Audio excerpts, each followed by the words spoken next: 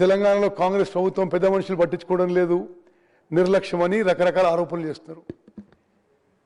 స్పష్టంగా శాసనసభ రికార్డుగానే మనం చేస్తున్నా, ఆనాడు వైఎస్ జగన్మోహన్ రెడ్డి గారు ఆంధ్రప్రదేశ్ ముఖ్యమంత్రిగా, కల్వకుంట్ల చంద్రశేఖరరావు గారు తెలంగాణ ముఖ్యమంత్రిగా పలు సమావేశాలు ప్రజాభవన్లో చేసి ఆంధ్రాకి లాభమయ్యే విధంగా, ఆంధ్రాకి మేలు జరిగే విధంగా చర్చలు కొనసాగిందని చెప్పి నేను మనవి చేస్తున్నా. ఇప్పుడేమో బీఆర్ఎస్ పెద్ద మనుషులు ఆంధ్రప్రదేశ్ అక్రమంగా నీళ్లు తరలించకపోతుంది, ఈ ప్రభుత్వం ఏం చేస్తుందో ఆరోపణ చేస్తారు. ఆనాడు స్వయాన ముఖ్యమంత్రి కేసీఆర్ గారు గోదావరి జలాలని రాయలసీమ తీసుకుపోయి రత్నాలసీమ చేస్తా అని చెప్పిండు. అనేక సందర్భాల్లో శాసనసభలో చెప్పిండు.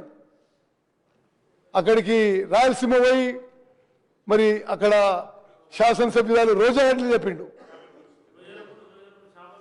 మరి మీ అందరికి తెలిసిన విషయం, గోదావరి నదీ జలాల విషయంలో మన ప్రభుత్వం వచ్చిన తర్వాత కేంద్ర ప్రభుత్వంపై న్యాయపరంగా పోరాటం చేసి ఒక్క చుక్క నీళ్లు కూడా తెలంగాణకి రావాల్సిన విషయంలో, తెలంగాణ నీటి హక్కుల్లో ఎక్కడా పోనీకుండా చేసింది మనమని చెప్పి నేను మనం చేస్తున్నాం.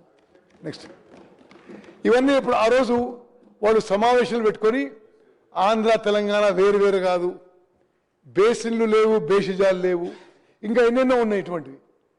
వాళ్ళేమో ఆంధ్రప్రదేశ్కి తెలంగాణ నీటి హక్కులకి ఇబ్బంది కలిగే విధంగా చర్చలు జరిపి ముందుకు పోయినరు. మేమేమో అన్నీ ఆపిస్తున్నాం. ఇప్పుడు ఆపిస్తుంటే అసత్య ప్రచారాలు, ఒక ఫాల్స్ నెరేటివ్ బీఆర్ఎస్ పార్టీ పెద్ద మనుషులు ప్రజల్లోకి తీసుకుపోతున్న విషయం యావత్ తెలంగాణ ప్రజానీకాన్ని గుర్తుపెట్టుకోవాలని చెప్పి మనం చేస్తాం. నెక్స్ట్, ఇది ఉదాహరణకి ఒక ఉదాహరణ ఇస్తా. Rayalaseema lift irrigation scheme 3 TMC per day, అంటే ప్రతిరోజు 3 TMCలు శ్రీశైలంలో అబ్సల్యూట్ బాటం నుంచి లిఫ్ట్ చేసే విధంగా గతంలో బీఆర్ఎస్ ప్రభుత్వంలో ప్లాన్ చేస్తే, అంటే శ్రీశైలం 797 లెవెల్ నుంచి ప్లాన్ చేస్తే కేంద్ర ప్రభుత్వము ఒక అపెక్స్ కౌన్సిల్ మీటింగ్ పిలిచింది. దాని మీద అపెక్స్ కౌన్సిల్ మీటింగ్ పిలిస్తే గత ముఖ్యమంత్రి కేసీఆర్ గారు ఆంధ్రప్రదేశ్ ఈ రాయలసీమ లిఫ్ట్ ఇరిగేషన్ స్కీమ్ కట్టుకోవడానికి దోహదపడే విధంగా వాళ్ళు పిలిచినప్పుడు ఇప్పుడు నేను రాలేను అని చెప్పి ఆ Rayalaseema lift irrigation scheme tenders పూర్తయినాక కొంతకాలం తర్వాత అపెక్స్ కౌన్సిల్ మీటింగ్ పోవడం జరిగింది. మనం తెలంగాణలో కాంగ్రెస్ ప్రభుత్వం వచ్చిన తర్వాతనే రాయలసీమ లిఫ్ట్ ఇరిగేషన్ స్కీమ్ పనులు ఆపించిందని చెప్పి కూడా నేను మనం చేస్తున్నాను. నెక్స్ట్, సరే నెక్స్ట్, అదేవిధంగా రాయలసీమ లిఫ్ట్ ఇరిగేషన్ స్కీమ్లో నేను సరే టైం తక్కువ ఉందని I just skip some slides. ఇప్పుడు మన ఎఫర్ట్స్ వల్ల ఇప్పుడు రాయలసీమ లిఫ్ట్ ఇరిగేషన్ స్కీమ్ పనులు ఆపించినాము. వద్దండి, నెక్స్ట్ ఓకే. ఇప్పుడు ఈ ఫర్దర్ టర్మ్స్ ఆఫ్ రెఫరెన్స్ విషయంలో మనం బ్రిజేష్ ట్రిబ్యునల్ ముందు వాదనలు జరుగుతున్నాయి. Andhra Pradesh ఏమన్నదంటే Andhra Pradesh reorganisation act section 89 ప్రకారము బ్రిజేష్ ట్రిబ్యునల్ వాదనలు వినాలని చెప్పింది. మనమేం చెప్పినాం, section 3 of interstate river waters dispute act of 1956 దాని కింద వినాలని చెప్పినాం. అంటే ఈ సెక్షన్ 3 కింద వింటే తెలంగాణకి న్యాయం జరుగుతుంది. ఆంధ్రప్రదేశ్ తెలంగాణ వాదనలు విన్న తర్వాత ఈ బ్రిజేష్ ట్రిబ్యునల్ మన ఆర్గ్యుమెంట్స్ ఒప్పుకొని ఇప్పుడు justice Brijesh tribunal section 3 of interstate water disputes act ప్రకారం వాదనలు వింటున్న విషయం కూడా యావత్ తెలంగాణ ప్రజానీకాన్ని తెలియజేస్తున్నాం. పాలమూరు రంగారెడ్డి ప్రాజెక్టు వాళ్ళు జియో ఇష్యూ చేసిందేమో 35,000 కోట్లకి. ఆ తర్వాత detail project report central water కమిషన్కి సబ్మిట్ ఇచ్చింది 55,000 కోట్లకి. ఆ 55,000 కోట్ల కూడా ఆయకట్టు కాలువలకు అవసరం ఉన్న ల్యాండ్ ఎక్విజిషన్ కానీ ఆయకట్టు కాలువల వర్క్ కానీ ఏమీ లేకుండా సబ్మిట్ చేసిండ్రు. ఇప్పుడు ఈరోజు అంచనాల మేరకు పాలమూరు రంగారెడ్డి ప్రాజెక్టు 80 నుంచి 84 వేల కోట్లు కానుంది. అంటే జూరాల నుంచి ఏ విధంగానైతే తుమ్మడి ఎట్టు నుంచి మేడిగడ్డకి షిఫ్ట్ చేసి వాటర్ సోర్సు ఉత్తర తెలంగాణకి మరి అన్యాయం చేసిండ్రో అదేవిధంగా మరి ఉమ్మడి మహబూబ్నగర్ జిల్లాకు కూడా జూరాల నుంచి శ్రీశైలంకి షిఫ్ట్ చేసి తీవ్రమైన అన్యాయం చేసిండ్రు. ఒక్కసారి ఆలోచన చేయండి. 32 వేల కోట్లకి అయిపోయే జూరాల నుంచి సోర్సు శ్రీశైలంకి షిఫ్ట్ చేసి ఇప్పుడు 80 వేల కోట్లు దాటుతుంది అదే ప్రాజెక్ట్ కోసం.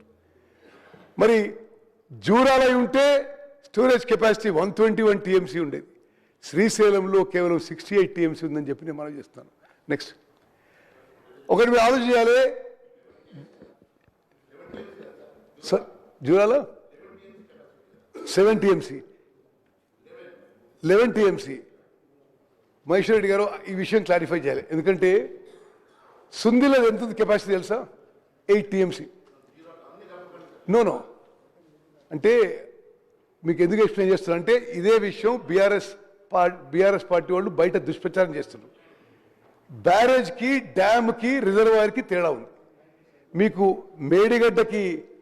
మేడిగడ్డ బ్యారేజ్ 16 టీఎంసీలు, అన్నారం 16 టీఎంసీలు, అన్నారం 12 టీఎంసీలు, ఇది సుందిల్ల అప్రాక్సిమేట్లీ 9 టీఎంసీ. 9 టీఎంసీ ఉన్న సుందిల్ల బ్యారేజ్తో 195 టీఎంసీ లిఫ్ట్ చేస్తామని చెప్పి ఇదే బీఆర్ఎస్ ప్రభుత్వం చెప్పింది. జూడాల నుంచి లిఫ్ట్ చేయమంటేనేమో ఇది తక్కువ ఉందని కెపాసిటీ ఉంటుంది. ఇది పూర్తిగా ఇది ఒక కుట్రతో కాస్ట్ పెంచి కాస్ట్ ఎస్టిమేట్ పెంచి వేరే మతలబు జరిగిన విషయం చెప్పి నేను మనం చేస్తున్నాను. మరి జూరాల ప్రాజెక్టుకి నీళ్లు లిఫ్ట్ చేసేది 414 మీటర్లు. అదే ఇప్పుడు శ్రీశైలం సోర్స్ నుంచి లిఫ్టింగ్ హైటు 560 మీటర్లు. అదే జూరాల ప్రాజెక్ట్ చేసి ఉంటే 22 పంపులతో ప్రాజెక్టు పూర్తయ్యేది. మరి శ్రీశైలంలో 37 పంపులు అవసరమైన విషయం కూడా నేను మనం చేస్తున్నాను. నెక్స్ట్ అదేవిధంగా కృష్ణా నదీ జలాల విషయంలో కూడా ఆంధ్రప్రదేశ్ అక్రమంగా తరలించుకుపోయే నీళ్ల విషయంలో మీరు ఈ యొక్క స్లైడ్ దయచేసి కృష్ణా బేసిన్ ఎమ్మెల్యేలందరూ కూడా ప్రత్యేకంగా గమనించాలి. ఎప్పుడు మాట్లాడినా ప్రతిపక్ష పార్టీ నాయకులు కృష్ణా నదీ జలాల్లో వాళ్ళేదో గొప్పలు సాధించినట్టుగా ఆ తర్వాత ఏదో తప్పులు చేస్తున్నట్టుగా మాట్లాడుతున్నారు.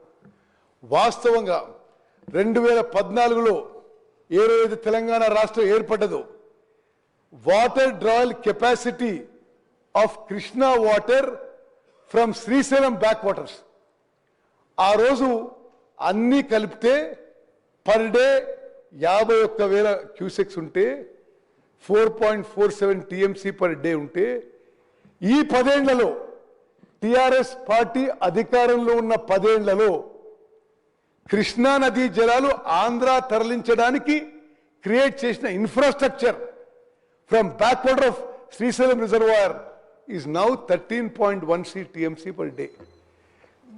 నేను మళ్ళీ రిపీట్ చేస్తున్నా, తెలంగాణ రాష్ట్రం ఏర్పడి కల్వకుంట్ల చంద్రశేఖరరావు గారు ముఖ్యమంత్రి అయిన రోజు ఆంధ్రప్రదేశ్ అక్రమంగా కృష్ణా నదీ జలాలు తరలించే water drawal capacity was 4.47 TMC per day.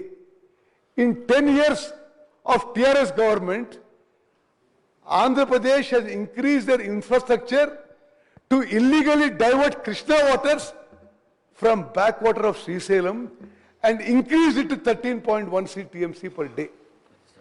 దీంట్లో అదే ఉండిన ఒక నిమిషం. దీంట్లో మా ప్రభుత్వం కాంగ్రెస్ ప్రభుత్వం రేవంత్ రెడ్డి గారి నాయకత్వంలోని కాంగ్రెస్ ప్రభుత్వం సాధించిన గొప్ప విజయం ఏంటంటే రాయలసీమ లిఫ్ట్ ఇరిగేషన్ స్కీము గత టిఆర్ఎస్ ప్రభుత్వంలో వైఎస్ జగన్మోహన్ రెడ్డి గారు ముఖ్యమంత్రిగా 3 టీఎంసీ పర్ డే వాళ్ళు నిర్మాణానికి ముందుకు పోతుంటే ఆ రోజు కేసీఆర్ గారు వారి ప్రభుత్వం పూర్తిగా నిశ్శబ్దంగా ఉన్నారు.